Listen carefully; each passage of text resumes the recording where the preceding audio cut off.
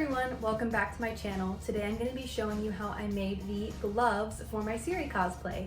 As you can see, this cosplay is really coming together. It's not totally done yet. I still have to make a couple of accessories, and I obviously still have to finish the wig and the makeup as well. But I'm really excited with how it's coming along so far, and I was really happy with how the gloves came out. I just made them yesterday and it was actually pretty easy, so I wanted to share with you my method for how I made them. I'm going to be going step by step, so it'll be beginner friendly. I promise no matter what your skill level is, you can handle this project. And then at the end of the video, I'm going to come back and show you just a couple of things that I might have done differently if I could do it over again. Again, I am very happy with them. I think they came out really well. But every time I make something, I find that I learn something. And I want to share what I learned with you so that when you make your gloves, they're going to come out even better than mine. And I'll also drop a list of all the materials that you need down below. But before we get started, if you're new to my channel, hi, my name is Lauren, also known as Twilight Phoenix, and I'm a lover of cosplay, music, and all things nerdy. So if those sound like things that you like too, please consider subscribing to my channel. I'm going to be putting out new videos every Tuesday. And with that, let's get started on the tutorial. I started out with just some plain brown gloves that I found on eBay after a lot of searching for the right color, so I'll drop a link down below.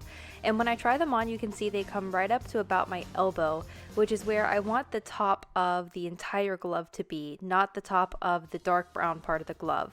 I want the dark brown part of the glove to come up about halfway up my forearm, so I just made a note of where that would be and then drew a little mark to keep track of it. Next, I measured about 1.5 inches above that mark towards the top of the glove and made another mark there. This is where the first piece of the tan fabric is going to go and where the top of the glove will stop. Then I just drew a straight line across where I made that topmost mark, and I went ahead and cut that part straight off with scissors. Next, I needed to know how much fabric I needed to wrap around the glove, so I measured the glove by measuring 1/2 and then doubling it. For me, I think it was about 23 centimeters total around. Then I started working on the top detail of the glove, and for this I just got some tan pleather fabric that's a little bit lighter than what I used for my corset, and that's just something I got from the reference picture. Now there are sort of two pieces that make up the top part of the glove. There's almost like a little strap that wraps around the top of the glove itself, and then there's a separate piece that extends out further up than that. So for the strap, I made that first, and I just measured the width of about 1.5 inches and then the length that I needed to wrap around the gloves, which in my case was about 23 centimeters, and I cut out 2 of those since obviously I have 2 gloves. By the way, everything you see me doing in this video I did twice, although I will mostly only be showing you how I made 1 glove. So to assemble the straps and pretty much the whole glove, I used this liquid stitch. You can find it at a craft store or online. This stuff is amazing. It dries super hard and super strong, and it holds fabrics together extremely well. I have genuinely found it to be about as strong as sewing fabric together. So as you can see, I'm just spreading a generous amount of the liquid stitch around that top 1.5 inches of the glove, and then I am just simply going to glue down the strap on top of that. And as you can see, I sort of centered the strap on the top half of the glove and then let it hang over either side, and then folded both of those sides in on the bottom half of the glove.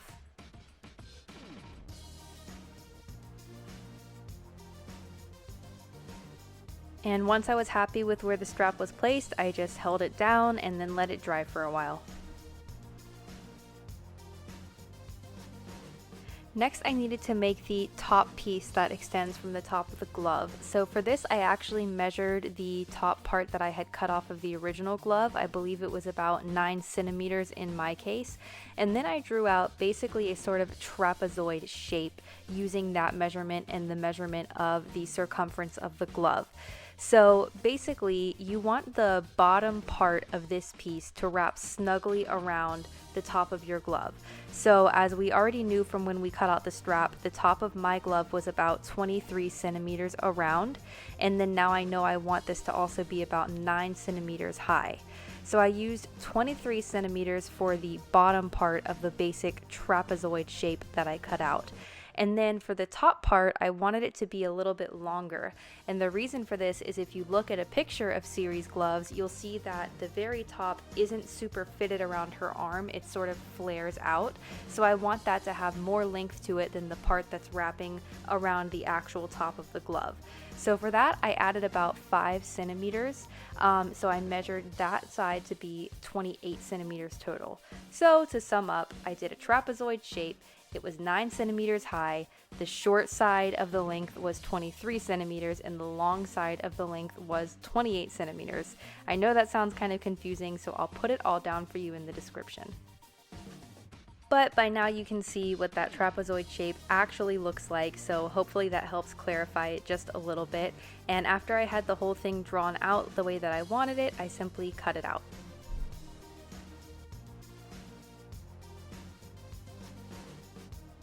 Now that the trapezoid shape is done for that top part of the glove, it's time to add the blue seam around the edges. So for this, I just ordered some blue bias tape online. And first, I'm just measuring and cutting some bias tape to match the sides of the trapezoid. Now, if you've never used bias tape before, it's basically some fabric that comes folded. So there's a side that is clean and has no folds, and a side that has 2 pieces folded in towards the back. So for this, I basically just unfolded one of those little pieces that's folded in towards the back, and I wrapped that around towards the back of my trapezoid.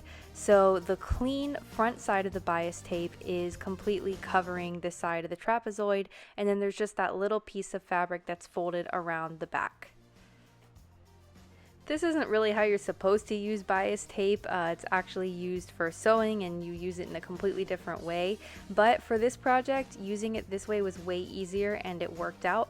And as you can see, I'm basically just gluing down that bias tape around the back of the piece of fabric. I'm not gluing it in the front because I was worried about the liquid stitch showing through whenever it dried. And once that was done on both sides, I just repeated the exact same process for the top. But notice that for the top piece, I am leaving a little bit extra to overhang on both sides. And the reason for that is so that I can fold in those sides after it's all done, and then I'll have a nice clean edge.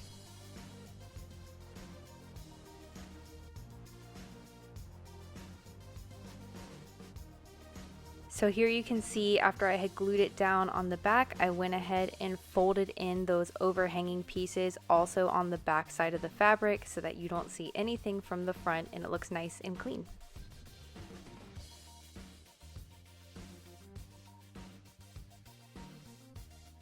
Now while that dried, I just cut out these little strips of fabric and I'm using those to cover the seam on the back half of the glove from where I had attached that strap.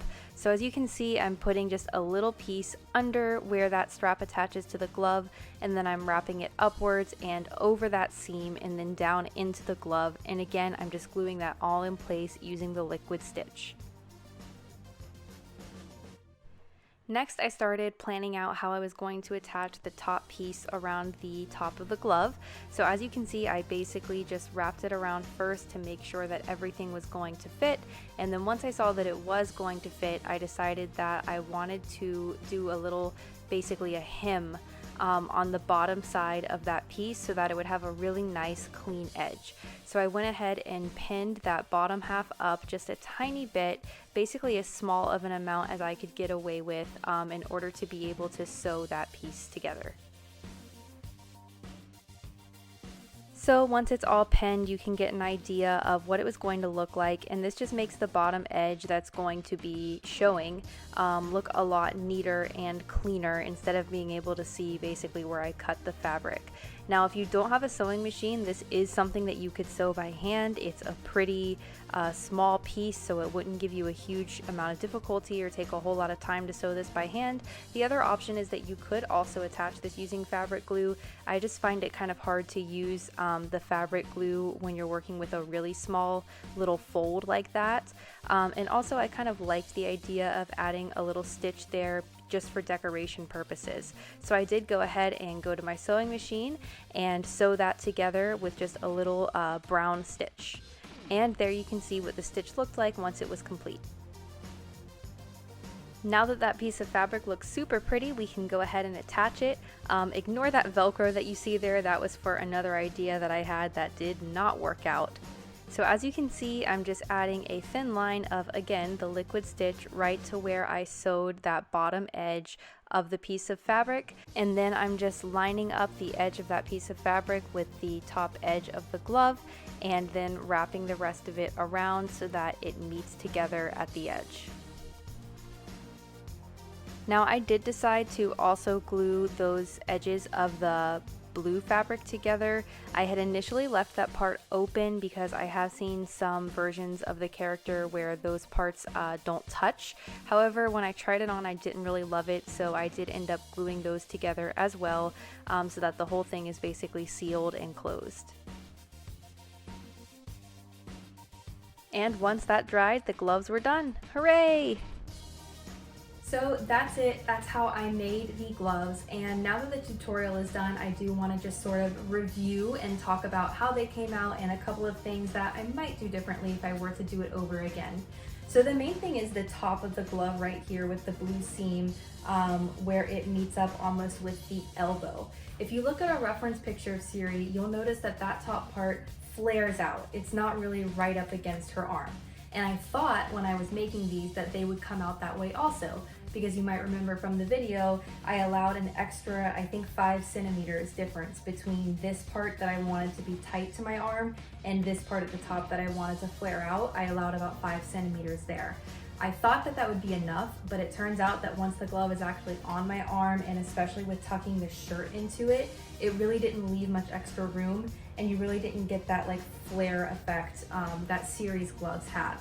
So if I were to do it again, I simply would have allowed a bigger space there. Instead of 5 centimeters, I might have allowed 10 centimeters or even a little bit more, so that there's a gap between this top part of the glove and her arm, but then this part is still fitted, which is what the character's glove actually looks like.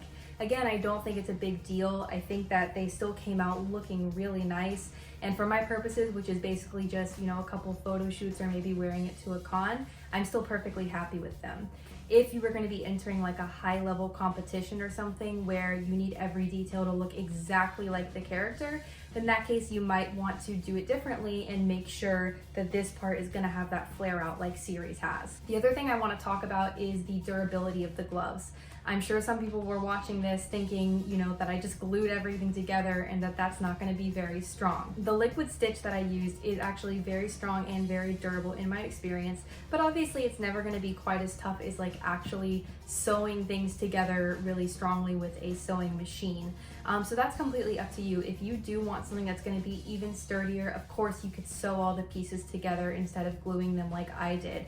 I will say though that they're pretty sturdy. Like I'm tugging on the pieces right now trying to get them to move, and like nothing moves. So I'm not worried about wearing them for a day at a con or something like that. I think that they're gonna hold up just fine, but again, that's completely personal preference as to how you want to create your pieces. So that's really it. I hope you found the video helpful. If you did, please consider subscribing to my channel, or maybe check out these other videos that you might enjoy. Thank you so much for watching as always, and I'll see you next week. Bye.